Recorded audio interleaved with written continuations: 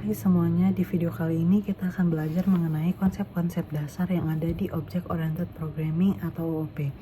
Nah, OOP ini biasanya disebut juga dengan PBO atau pemrograman berbasis objek.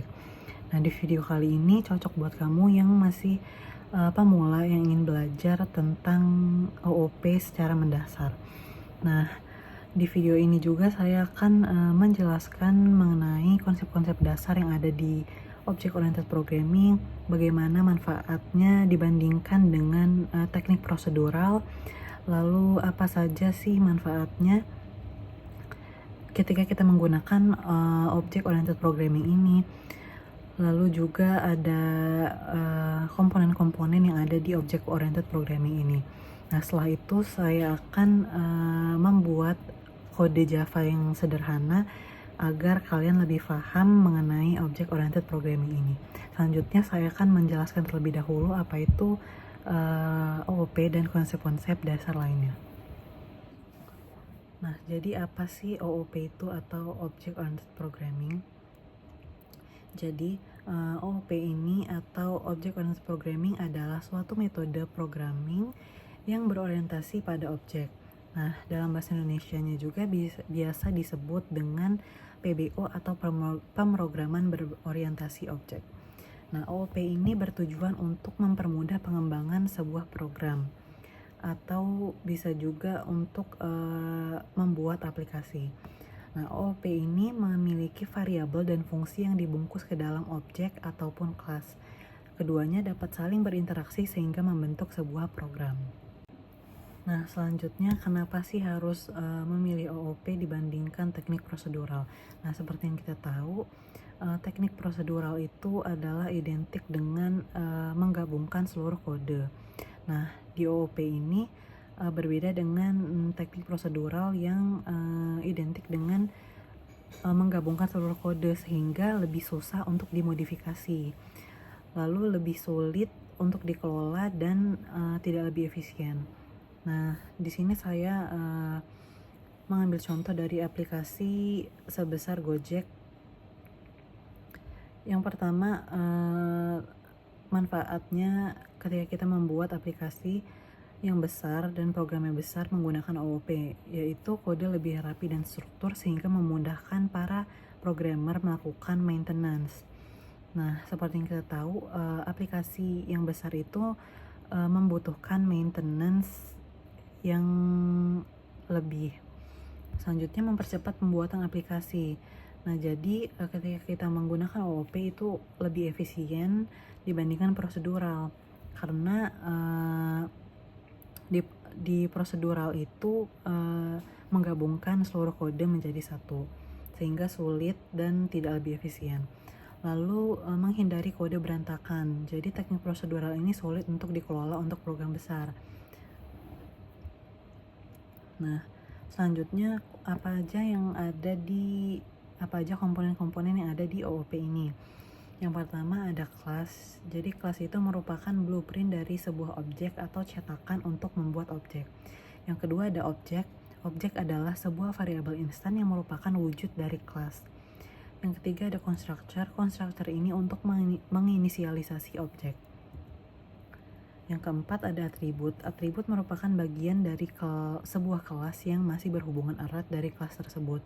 Atribut juga bisa disebut sebagai properti atau properties dari sebuah kelas. Yang terakhir ada method.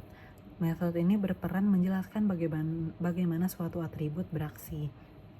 Peran yang dimaksud berupa tingkah laku atau behavior yang dapat digambarkan oleh suatu method. Nah, selanjutnya saya akan mengimplementasikan komponen-komponen dari OOP ini ke Java. Nah, di sini saya akan mengimplementasikan komponen-komponen yang ada di Object Oriented Programming, yaitu class, object, atribut, dan methods. Nah, di sini saya menggunakan aplikasi BlueJ. Yang pertama kita sudah membuat project baru yang namanya konsep dasar. Di sini kita menambah kelas, klik yang new class, lalu di sini saya buat nama kelasnya tuh car. Nah, perlu kita tahu penulisan dari nama kelas itu diawali dengan huruf kapital, dan juga jika ada dua kata itu misalnya car type, itu harus awalnya kapital dan tidak boleh dispasi. Nah, di sini saya buat car, lalu oke. Lalu open editor.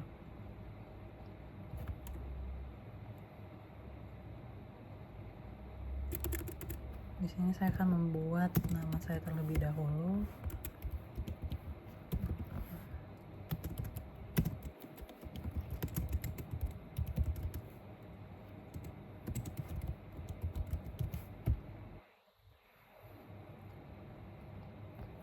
Nah, selanjutnya di sini ada public class car, yang artinya saya membuat kelas bernama car. Lalu di sini saya akan membuat dua atribut dari car ini sendiri, yaitu yang pertama brand, yang kedua speed.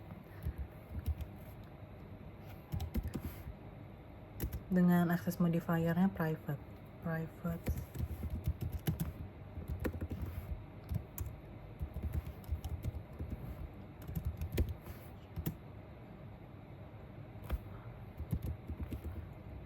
Maaf, ini brand. Nah, jadi kedua ini adalah atribut dari kelas car, yaitu brand dan speed. Nah, di sini kenapa brand itu memakai string? Karena brand itu, contoh brand mobil itu ada Honda, Toyota, dan lain-lain. Dan string itu adalah tipe data untuk teks atau karakter. Nah, speed ini adalah contohnya kayak 100 km per hour gitu. Makanya kita memakai integer karena dia bilangan bulat. Setelah itu kita buat constructor terlebih dahulu untuk menginisialisasi objek dari brand dan speed.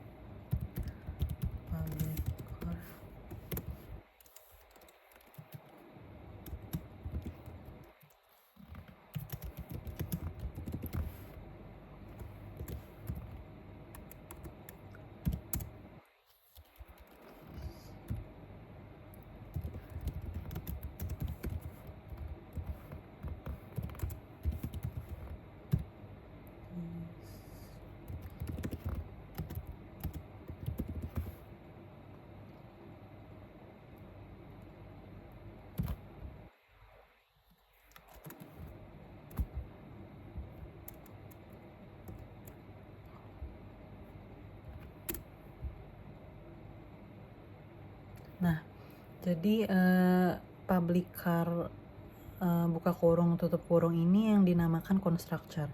Jadi constructor ini digunakan untuk menginisialisasi objek yang sudah kita buat, yaitu brand dan speed. Nah, jadi di sini kenapa menggunakan this? Jadi this ini untuk membedakan variabel instan dari si brand dan speed. Nah, selanjutnya saya akan membuat dua method, yaitu yang pertama untuk menampilkan informasi dari mobil tersebut, dan yang kedua itu untuk menambahkan kecepatan dari mobil tersebut.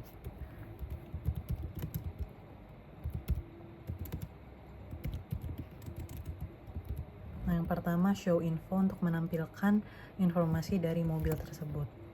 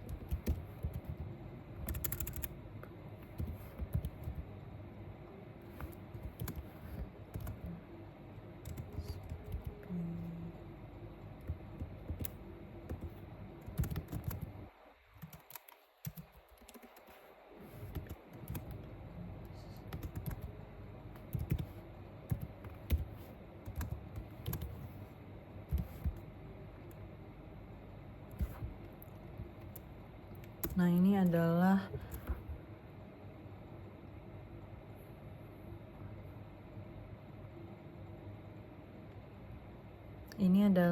metode pertama.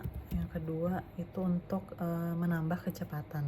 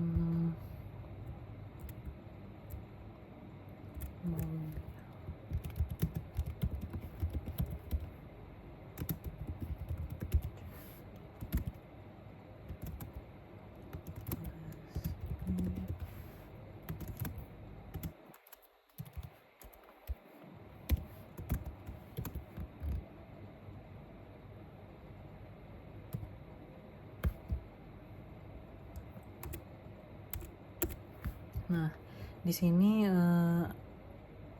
adalah implementasi dari komponen-komponen yang ada di object oriented programming. Yang pertama di sini ada atribut, yang kedua ada constructor, yang ketiga ada methods.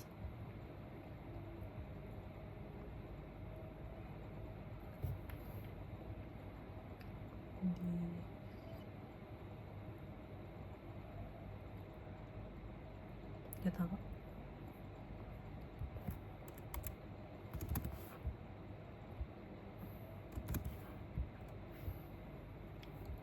Nah, jika sudah seperti ini, kita compile terlebih dahulu apakah sudah benar atau belum. Nah, jika tertampil no syntax error, berarti kode yang kita tulis sudah benar semua. Nah, lalu fungsi dari sistem outprint ln ini berfungsi untuk menampilkan output di terminal nanti, dan juga print ln ini jika ada keterangan berikutnya, dia akan langsung tampil di bawahnya, seperti kayak brand, lalu di bawahnya speed, lalu di bawahnya lagi mobil dipercepat jadi kayak ada enternya itu. Nah, setelah itu kalau di Java itu kita harus membuat kelas mainnya juga, itu untuk mengeksekusi program yang telah kita buat ini agar bisa dieksekusi. Lalu new class, di sini kita kasih main, kita open editor lagi.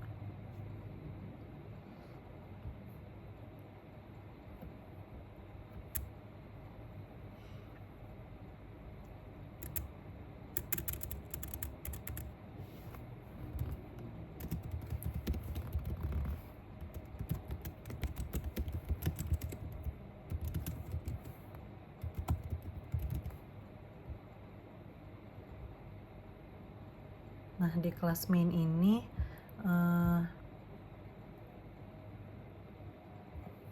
kodenya hanya sedikit karena dia tuh cuman untuk mengeksekusi program yang sudah kita buat. Jadi yang pertama kita public static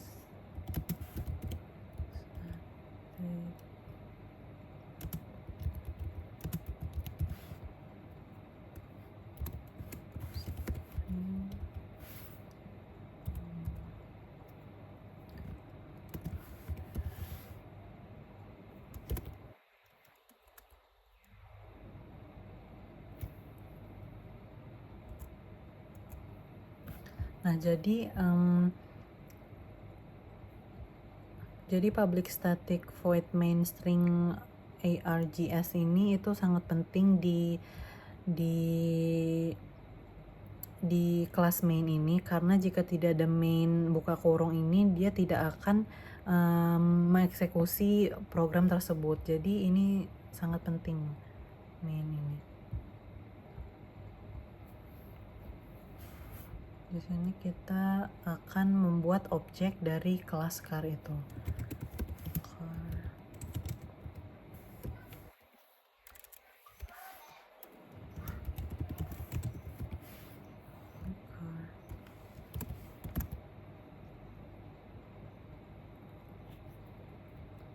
Di sini saya akan ngasih Honda. Dan kecepatan awalnya itu 100. Setelah itu di sini kita akan memanggil dua metode yang sudah kita buat tadi di kelas car, yaitu show info dan accelerate atau menambah kecepatan. Lalu di sini my car show info, selanjutnya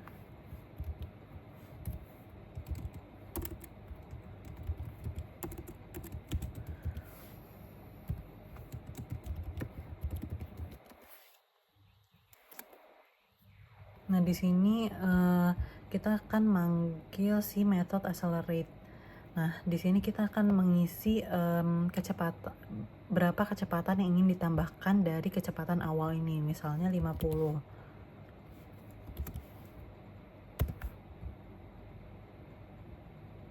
Lalu kita compile.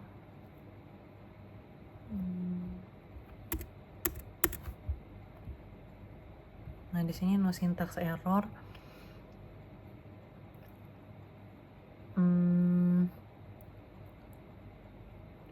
Lalu kita akan eksekusi di terminal. Nah, jadi outputnya akan keluar seperti ini. Jadi yang pertama ada brandnya tuh Honda, lalu kecepatan awalnya itu 100 km/h, lalu mobil dipercepat menjadi 150 km/h. Nah, jadi kenapa ini bisa 150 km/h itu dari sini, my car accelerate. Jadi misalnya kita ingin mengubah kecepatan awalnya itu 80 dan kita akan ganti kecepatan tambahannya itu 20. Kita compile, lalu akan kita jalankan lagi.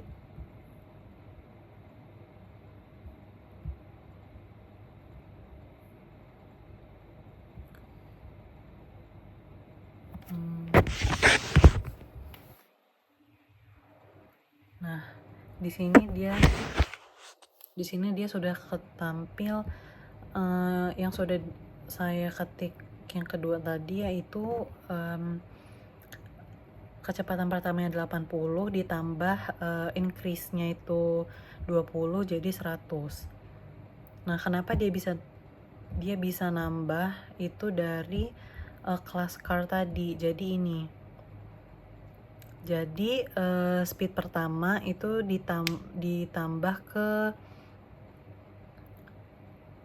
di speed awal itu ditambah ke accelerate tadi. Jadi dia akan nambah tergantung berapa yang akan kita tambah tadi.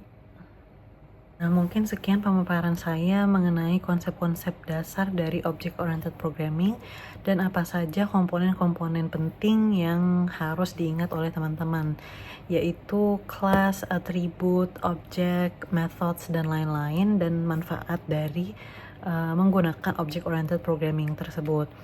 Nah, tadi juga sudah saya implementasikan dari komponen-komponen Object Oriented Programming di BlueJ. Teman-teman bisa coba kode tersebut di rumah dan rasakan perbedaannya ketika teman-teman menggunakan teknik prosedural.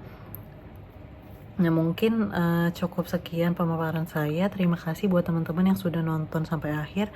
Dan jangan lupa di like, comment, dan subscribe untuk tonton video saya selanjutnya.